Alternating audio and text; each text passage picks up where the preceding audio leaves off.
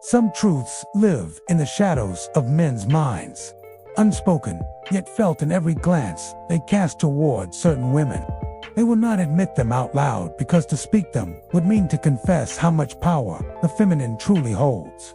Carl Jung might have warned them, what you cannot face within yourself, you will meet in the eyes of another. And some women carry mirrors so clear, a man cannot look away without seeing himself.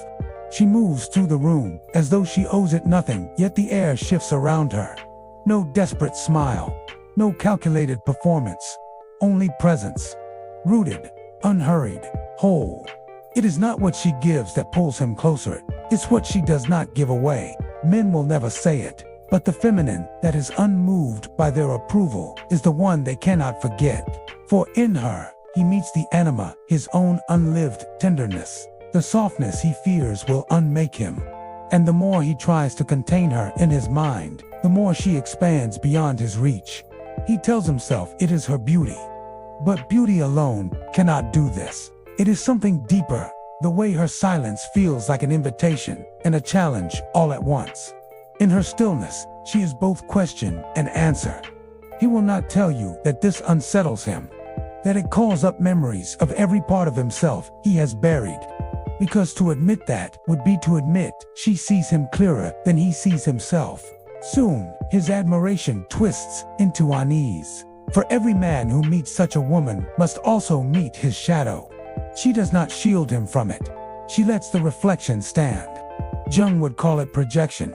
He fills her with his fantasies, his fears, his unmet needs. But she remains herself, unbent by the weight he tries to hang on her. He will never say this out loud, but the women who do not absorb a man's chaos force him to see it for what it is, his own. She is not here to rescue, not here to prove.